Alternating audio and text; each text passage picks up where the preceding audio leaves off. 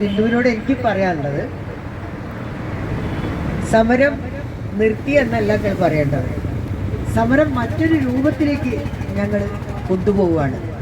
സമരം തുടരുന്നു. ഈ സമരം മറ്റൊരു രൂപമെടുത്ത് മുന്നോട്ട് പോവുകയാണ്. അപ്പോൾ അതിൻ്റെ അർത്ഥം സമരം നിർത്തുക എന്നല്ല. താൽക്കാലികമായി മറ്റൊരു രൂപത്തിലേക്ക് ഈ സമരത്തെ കൊണ്ടുപോകുന്നു എന്ന് മാത്രമേ അതിനർത്ഥമുള്ളൂ. ആദിവാസി സമരങ്ങളുടെ ചരിത്രം നോക്കുകയാണെങ്കിൽ കേരളത്തിലെ ആദിവാസികളുടെ അവസ്ഥ ഇപ്പോൾ സത്യം പറഞ്ഞാൽ എനിക്ക് ഭൂപരിഷ്കരണം മുതൽക്ക് തുടങ്ങേണ്ടി വരും. കേരളത്തിലെ ഭൂപരിഷ്കരണം നടന്ന സമയത്ത്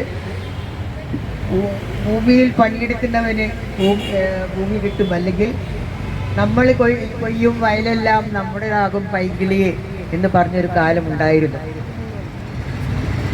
ആ കാലമെല്ലാം പോയി. ഇന്ന് നമ്മുടെ ആദ്യത്തെ ഭൂപരിഷ്കരണം കഴിഞ്ഞു. കേരളം വളരെയധികം അഭിമാനിക്കുന്ന ഒരു കാര്യമാണ് ആദ്യത്തെ ഭൂപരിഷ്കരണ പരിപാടികൾ. അത് തന്നെ സഖാവ് ഗൗരിയമ്മ ഉണ്ടാക്കിയ ഭൂപരിഷ്കരണ ബില്ലിൽ എത്രമാത്രം വെള്ളം ചേർത്തിട്ടാണ് എന്നുള്ളത് മറ്റൊരു കാര്യം. 1979 ഭൂപരിഷ്കരണം ഇവിടെ നടപ്പിലായത്. ഈ നടപ്പിലായ അന്ന് മുതൽ പ്രധാനമായിട്ടും ഉണ്ടായത് അക്കാലത്തെ ജന്മിത്വം അവസാനിച്ചു എന്ന് മാത്രമാണ്. തീർച്ചയായിട്ടും ജന്മിത്വം അവസാനിക്കേണ്ടതായിരുന്നു. അതിൽ അങ്ങനെ മാത്രമേ സമൂഹത്തിന് മുന്നോട്ട് പോകാൻ പറ്റുമായിരുന്നുള്ളൂ. അത്രമാത്രം അടിമത്വം നിറഞ്ഞ ഒരു കാലഘട്ടമായിരുന്നു ഞങ്ങളുടെ ഈ പ്രവർത്തനങ്ങളൊക്കെ തുടങ്ങുന്ന, തലശ്ശേരി പുൽപ്പള്ളിയൊക്കെ തുടങ്ങുന്ന സമയത്ത്, മാനന്തവാടി അതിലൊക്കെ പോയിരുന്ന സമയത്ത് ഞങ്ങൾക്ക് മനസ്സിലാക്കാൻ കഴിഞ്ഞ ആദിവാസികളുടെയൊക്കെ ജീവിതം എന്ന് പറയുന്നത് മനുഷ്യ ജീവിതമായിരുന്നില്ല എന്ന് തന്നെ പറയേണ്ടി വരും. അത്രമാത്രം മൃഗീയമായിട്ടാണ് ജന്മിമാരും അതുപോലെ സമൂഹവും അവരെ കൈകാര്യം ചെയ്തിരുന്നത്. വള്ളിയൂർക്കാവിലെ ഉത്സവവും അടിമക്കച്ചവടവും ഒക്കെ അന്ന് സാധാരണ നടപ്പായിരുന്നു. ഏതായാലും അതൊക്കെ അവസാനിച്ചു എന്നുള്ളത് ഒരു യാഥാർത്ഥ്യമാണ്. അത് വളരെ പോസിറ്റീവ്. അല്ലെങ്കിൽ കേരളത്തിലെ അല്ലെങ്കിൽ ഇന്ത്യയിലെ മറ്റേതൊരു സംസ്ഥാനത്തും നടക്കാത്തൊരു കാര്യം തന്നെയാണ് ഈ ഭൂപരിഷ്കരണം. പക്ഷേ പിന്നീട് വന്ന ഉടമകൾ എന്ന് പറയുന്നത് മറ്റൊരു ജന്മിത്വമല്ല, മുതലാളിത്തത്തിൻ്റെ രൂപത്തിലാണ് അവർ വരുന്നത്. ഇപ്പം തേയിലത്തോട്ടം ഉടമകൾ, അന്നൊക്കെ ബ്രിട്ടീഷുകാരായിരുന്നു തേയിലത്തോട്ട ഉടമകൾ, അല്ലെങ്കിൽ വലിയ വലിയ വൻ തോട്ടങ്ങളുടെ എസ്റ്റേറ്റുകളുടെയൊക്കെ ഉടമകൾ, ഈ ഏലത്തോട്ടത്തിൻ്റെയും ഒക്കെ ഉടമകൾ. ഹെക്ടർ കണക്കിന് ഭൂമികൾ. ഇപ്പം തന്നെ ഒരുപാട് തേയിലത്തോട്ടങ്ങൾ നമ്മുടെ നാട്ടിലുണ്ട്. അരിസൺസ് മലയാളം പ്ലാന്റേഷൻ, അങ്ങനെ കുറേ തേയിലത്തോട്ടങ്ങൾ നമ്മുടെ നാട്ടിലുണ്ട്. ഈ ഭൂപരിഷ്കരണങ്ങൾ തൊടാത്ത ഒരു സംഭവമാണ് ഈ തേയിലത്തോട്ടങ്ങൾ, അല്ലെങ്കിൽ ഇത്തരം എസ്റ്റേറ്റുകൾ. ഈ എസ്റ്റേറ്റുകൾ എന്തുകൊണ്ട് ഭൂപരിഷ്കരണ പരിധിയിൽ വന്നില്ല, അല്ലെങ്കിൽ എന്തുകൊണ്ട് ആദിവാസികൾക്ക്, ഭൂമിയുടെ ഉടമാവകാശികളായിരുന്ന ആദിവാസികൾ, അതാണ് മനസ്സിലാക്കേണ്ടത്. വയനാടിൻ്റെ ഉടമകൾ ആദിവാസികളായിരുന്നു. ആ ഉടമകളെയാണ് പിന്നീട് ഇന്നിപ്പോൾ നമ്മൾ കാണുന്നത് ചേരി പ്രദേശങ്ങളിൽ, വയനാട്ടിലെ ചേരി പ്രദേശങ്ങളിൽ, കോളനികളിലാണ് ആദിവാസികളെ കാണുന്നത്. വയനാട്ടിൽ മാത്രമല്ല, മറ്റെല്ലായിടത്തും. അപ്പോൾ എങ്ങനെ ആദിവാസികൾ ഇത്തരത്തിൽ അങ്ങേയറ്റം ഭൂമിയില്ലാത്ത ഒരു ഭാഗമായി എന്നുള്ളത് ആദിവാസികളുടെ എല്ലാ കുറ്റം ജന്മിത്വത്തിൻ്റെയും സാമ്രാജ്യത്വത്തിൻ്റെയും അതിനോടൊപ്പം വളർന്ന വമ്പൻ ഭൂ ഉടമകളുടെയും കുറ്റമാണെന്നാണ് ഞാൻ പറയുന്നത്. ഇവരെയൊന്നും തൊടാതെ ആയിരുന്നു ആദ്യത്തെ ഭൂപരിഷ്കരണം. അപ്പോൾ പിന്നീടുള്ള ഭൂപരിഷ്കരണത്തെക്കുറിച്ച് ചർച്ചകൾ വന്നപ്പോൾ നമുക്ക് രണ്ടാം ഭൂപരിഷ്കരണം വേണമെന്നുള്ളൊരു അഭിപ്രായം പൊതുവെ സമൂഹത്തിലുണ്ടായിരുന്നു. അതിൽ നക്സൽബാരി മൂവ്മെൻറ്റിനും അതുപോലെയുള്ള ജനകീയ പ്രസ്ഥാനങ്ങൾക്കൊക്കെ പങ്കുണ്ട്. ഈ ഭൂപരിഷ്കരണം, ഞാൻ രണ്ടാം ഭൂപരിഷ്കരണം വേണം എന്ന് തന്നെ പറഞ്ഞ ഒരാളാണ്. എൻ്റെ പുസ്തകത്തിൽ വായിച്ചാൽ എനിക്കറിയാം. അങ്ങനെ ഒരു മുദ്രാവാക്യം ഉയർത്തിയ എല്ലാവരെയും തീവ്രവാദികൾ എന്ന് മുദ്രകുത്തി സമൂഹത്തിൽ ഒറ്റപ്പെടുത്തി. അത് വേറൊരു കാര്യം. പക്ഷെ പിന്നീട് വയനാട്ടിലും അല്ലെങ്കിൽ അതുപോലുള്ള സ്ഥലങ്ങളിലും ഇപ്പോൾ നടക്കുന്ന വികസന പ്രവർത്തനങ്ങൾ എന്താണ്, അതുകൂടി നമ്മൾ നോക്കണം. ഈ ഭൂമിയുടെ മേലുള്ള ഇത്ര കടുംപിടുത്തം ഈ ഇടതുപക്ഷ സർക്കാരിന് മാത്രമല്ല, അതിന് മുമ്പുള്ള സർക്കാരുകൾ, ഇപ്പോൾ ആന്റണിക്ക് എതിരായിട്ട് സമരം ചെയ്തിട്ടാണല്ലോ പുത്തങ്ങയിൽ ഇതുണ്ടായത്. ഇവിടെ ഏത് സർക്കാർ വന്നാലും കൊളോണിയൽ താല്പര്യങ്ങൾ അല്ലെങ്കിൽ സാമ്രാജ്യ താല്പര്യങ്ങൾ കൈവിട്ടുകൊണ്ടുള്ള ഒരു കളിയും അവർ കളിക്കില്ല. ഭൂമി എല്ലായ്പ്പോഴും കോർപ്പറേറ്റുകളുടെയോ അല്ലെങ്കിൽ ടൂറിസം, ഇന്ന് ഏറ്റവും അധികം പ്രോത്സാഹനം കിട്ടുന്നത് ടൂറിസം വ്യവസായത്തിനാണ്. ടൂറിസം വ്യവസായത്തിനാണ്. ടൂറിസം വ്യവസായത്തിന് എത്ര പൈസ വേണമെങ്കിലും പാസ്സാക്കാൻ ഗവൺമെന്റുകൾക്ക് പ്രശ്നമില്ല. വികസനം ആർക്കു വേണ്ടി എന്നുള്ള ചോദ്യം എന്നേ എല്ലാവരും മറന്നു കഴിഞ്ഞു. സ്വാശ്രയത്വം, സ്വയം പര്യാപ്തത എന്ന മുദ്രാവാക്യങ്ങൾ എല്ലാവരും മറന്നു കഴിഞ്ഞു. അത് ഏത് പാർട്ടിയാണ് ഇപ്പോൾ ഉയർത്തിപ്പിടിക്കുന്നത്? കോൺഗ്രസ് ആണല്ലോ അത് ഉയർത്തിപ്പിടിക്കേണ്ടത്. കോൺഗ്രസ് എന്നേ മറന്നു. മറ്റെല്ലാ പാർട്ടികളും സ്വാശ്രയത്വം, സ്വയം പര്യാപ്തത എന്ന ഗാന്ധിയൻ വികസന ആശയം എന്നേ മറന്നു. ഇന്ത്യയുടെ തുടക്കത്തിൽ അത് തന്നെ ആയിരുന്നു ഇവിടെ പറഞ്ഞിരുന്ന ആശയങ്ങൾ. അങ്ങനെ വികസനം എന്നുള്ളത് കോർപ്പറേറ്റുകൾക്ക് വേണ്ടി വികസനം എന്ന മുദ്രാവാക്യമാണ് ഇപ്പോൾ മൊത്തം ഡോമിനേറ്റ് ചെയ്യുന്നത്, അല്ലെങ്കിൽ നമ്മുടെ വികസന പ്രവർത്തനങ്ങളെ നിയന്ത്രിക്കുന്നത്. നമ്മൾ കോളനി അല്ല എന്ന് പറഞ്ഞാലും ഒരർത്ഥത്തിൽ കോർപ്പറേറ്റുകളുടെ കോളനിയാണ് നമ്മൾ എന്ന് പറയാതെ വയ്യ. അപ്പോൾ അത്തരത്തിലുള്ള രാഷ്ട്രീയമാണ്, സ്ഥാപിത താല്പര്യങ്ങളാണ് ഇങ്ങനെ ഏറ്റവും ഭൂമിയിൽ അധ്വാനിക്കുന്ന അല്ലെങ്കിൽ ഭൂമിയോട് ഇത്രയും അടുത്തിട്ടുള്ള, ഭൂമിയിലെ ജന്മാവകാശമുള്ള ആദിവാസി വിഭാഗങ്ങൾക്കോ അല്ലെങ്കിൽ മറ്റു വിഭാഗങ്ങൾക്കോ ഭൂമി നൽകാതിരിക്കാനുള്ള കടുംപിടുത്തം പിടിക്കുന്നത്.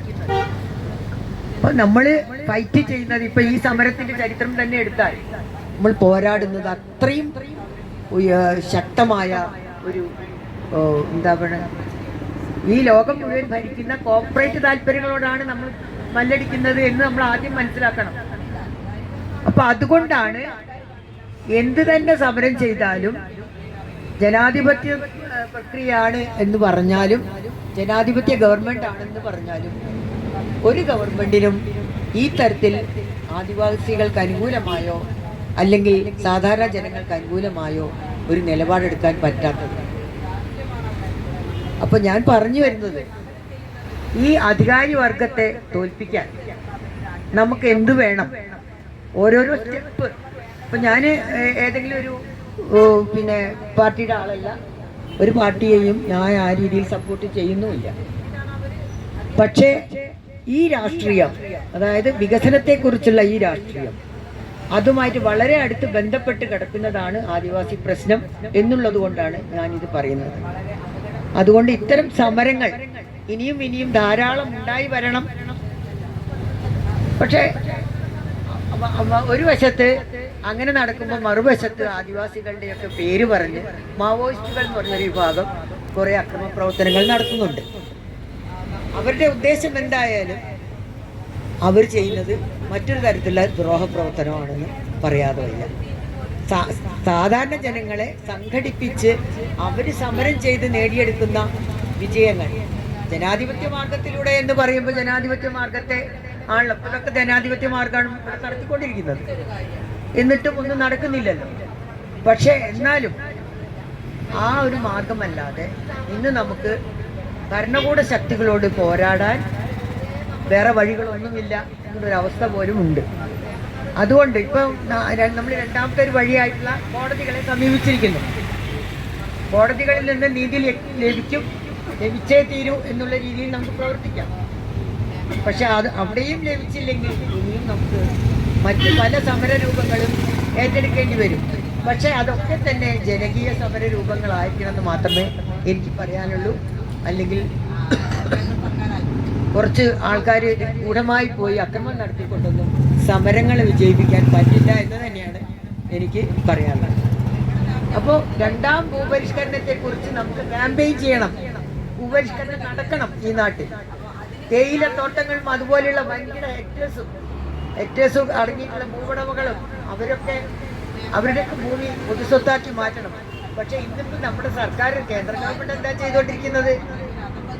പൊതുസ്ഥാപനങ്ങളെല്ലാം സ്വകാര്യവൽക്കരിച്ചുകൊണ്ടിരിക്കുന്നു. എയർപോർട്ടുകൾ സ്വകാര്യവൽക്കരിക്കുന്നു. റെയിൽവേ വകുപ്പ് സ്വകാര്യവൽക്കരിക്കുന്നു.